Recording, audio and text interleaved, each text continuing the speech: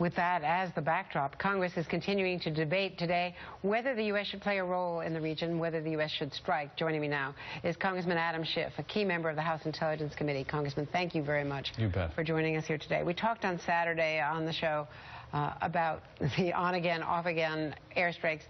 Have you come closer to a decision as to where you stand, given the resolution that's now being presented on the House side? I have come closer. I'm now, I think, fully persuaded on the intelligence. And I bring a great deal of skepticism when it comes to intelligence reports of a hostile nation's WMD after the Iraq experience hangs over all our head. But at a certain point, it becomes so compelling that to ignore it means you're really turning a blind eye to what's going on. So the question of whether the Assad regime used gas against its own people, I think, has been pretty well resolved. The question now is, what do we do about it? And while I couldn't support the draft that the administration put forward, it was very open-ended. We're getting closer to a resolution that I may be able to support. The Senate is still debating that, and the tough line that the president's going to have to walk is, if they move to broaden the resolution to get the support of the McCains and the Grahams, they're going to lose the support of members like myself, because we don't want to get embroiled in another civil war. Chris Van Hollen, who I think feels similarly to you, we were talking yesterday, and he's put out a member letter, a Dear Colleague letter, which is talking about limits and making sure that there would be no boots on the ground. Is that basically where you come down as well? It is. I think that we need a very narrow resolution, both in terms of limiting the time duration, limiting the focus on degrading and deterring the chemical weapons use, precluding any boots on the ground. I think all of that is going to be very necessary, not only to satisfy the Congress, but to satisfy the American people that we are not embarking on another war. There's just no appetite for that after Iraq and Afghanistan.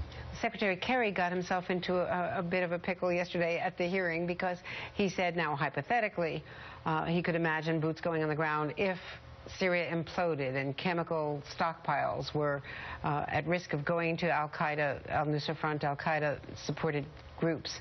Then perhaps special forces might go in, and immediately Bob Corker from Tennessee jumped all over him and said, wait a second, you're not opening that door. And so Kerry quickly reiterated, no, I'm shutting that down, and realized that any conversation about boots on the ground that would satisfy a John McCain is a non-starter with a lot of the others of you. That's absolutely right. I think it's a non-starter not only for Democrats. I think it's a non-starter for most Republicans in both houses.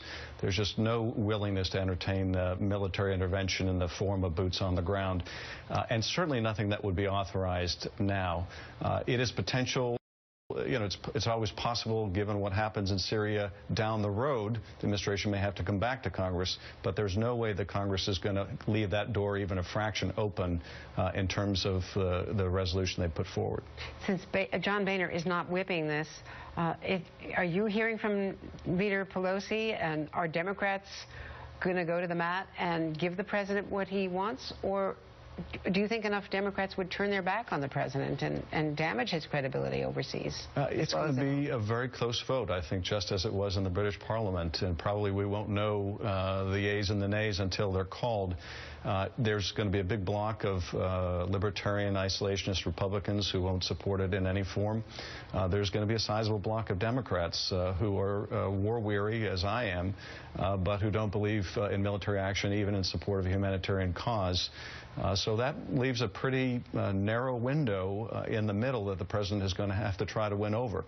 It's going to be tough to do so. One other factor I'm going to be looking to, and I think many other members as well, is the president able to build an international coalition? There's really a strong desire, I think, among the American people that we not go this alone.